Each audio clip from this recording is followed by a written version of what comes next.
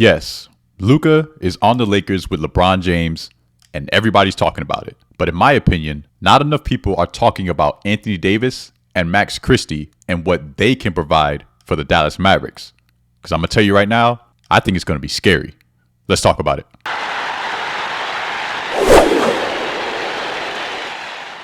Before we get started, if you could do me a huge favor and drop a like on the video and make sure to subscribe so you don't miss out on any future NBA and other sports content. So like we've heard over 1 million times now, Luka Doncic has been traded to the Lakers for Anthony Davis and Max Christie. Now, a lot of people are talking about Luka, LeBron, can they play together? Will they fit? Etc. But what does Anthony Davis and Max Christie look like on the Dallas Mavericks? So before we even get into that, I have to level with you, and this is specifically for Mavs fans. I know a lot of you are really upset, and I get it, trust me. I'll put it in perspective. In the history of the Mavericks franchise, you've had 2 franchise players, franchise stars / superstars. One of them was Dirk Nowitzki, and the other one was Luka Doncic. And you just traded him. You're talking about a generational global superstar was just traded from your team. I understand why you're upset. 100%. Yes, I am a Lakers fan, but I love basketball. So it's not just about me being biased towards my favorite team. I try to look at different teams and understand and appreciate what they bring to the table because, again, I love the game. So trust me when I say this. I 100% get why you're upset, and you should be. But Anthony Davis and Max Christie are both really strong players.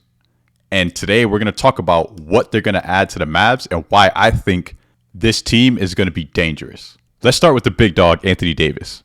So far this season, he's averaging 26 points, 12 rebounds, almost 3.5 assists, and 2 blocks. And that's while shooting 53% from the field and basically 30% from 3.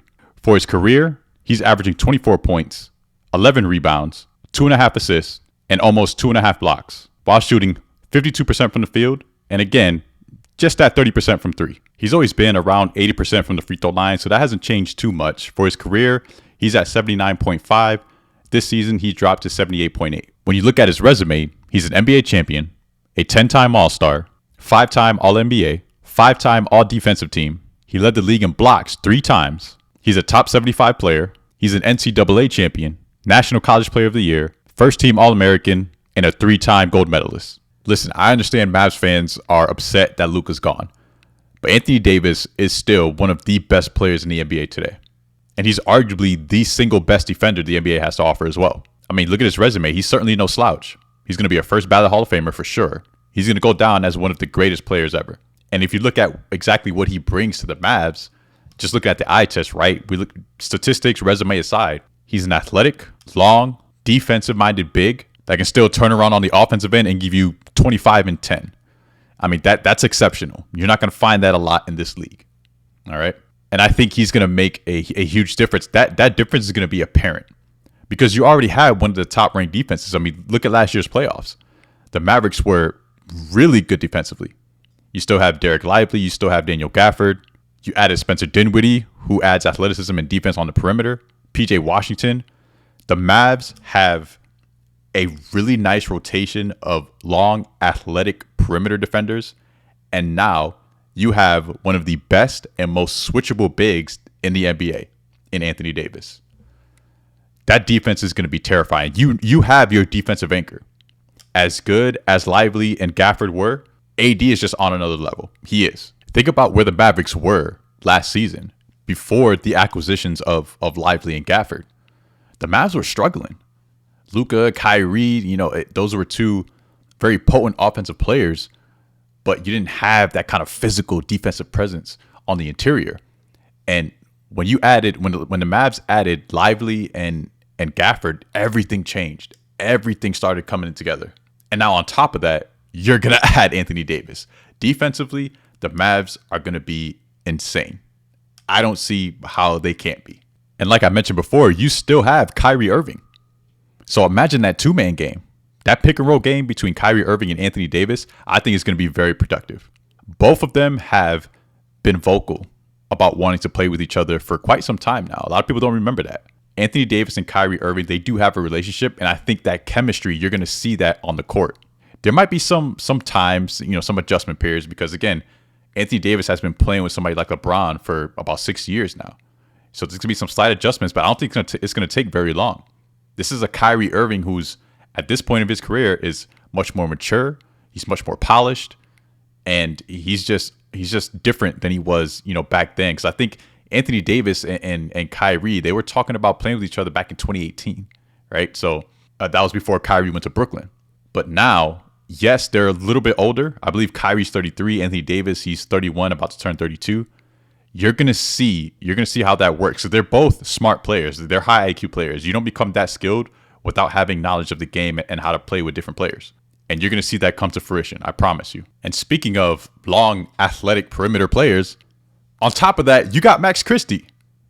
Let's take a look at some of his stats. So far this season, he's averaging about 9 points per game, almost 3 rebounds, 1.5 assists, and almost a steal per game. And that's on basically 45% from the field and 38% from 3. He's also an 84% free throw shooter, which is really good. Now for his career, he's only averaging 5 points per game, 2 rebounds, 1 assist, and almost a half a steal. And that's on 43.5% from the field and 38% from 3. And again, for his career, above 80% from the free throw line. Now, I know some of you might be thinking, okay, who cares? Those stats aren't very impressive. And yes, they're a bit mild, but you have to put it into context.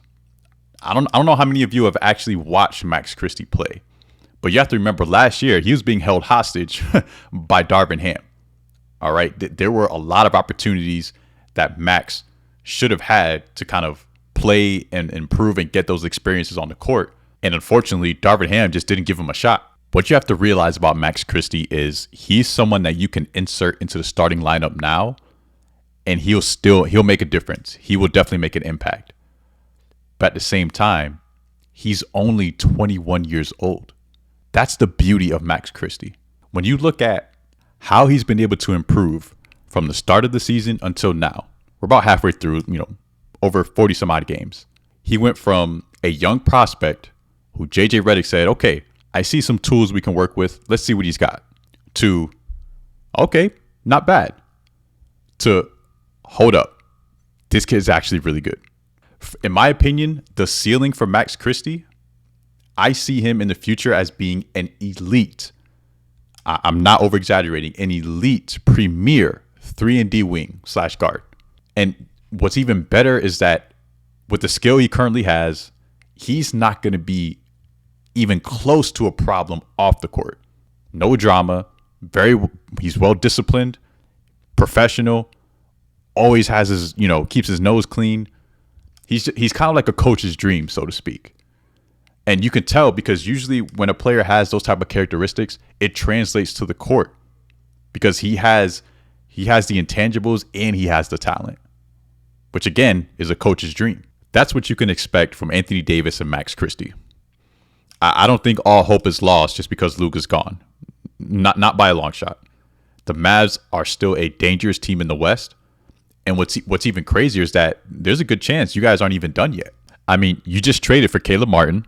So he adds, some versatility, some length, some decent shooting. You have Anthony Davis, Derek Lively, and Daniel Gafford. Do you need all three of them? I don't know. Just something to think about. The trade deadline is Thursday, so there's still some time. But the point is, the Mavs are still dangerous. And just because you don't have Luka doesn't mean you can't still be a threat to make it out the West. That's going to do it for this video. Let me know what you think in the comments. Hopefully you enjoyed. And if you did, go ahead and drop a like. Make sure to subscribe if you haven't already. And I'll catch you on the next one.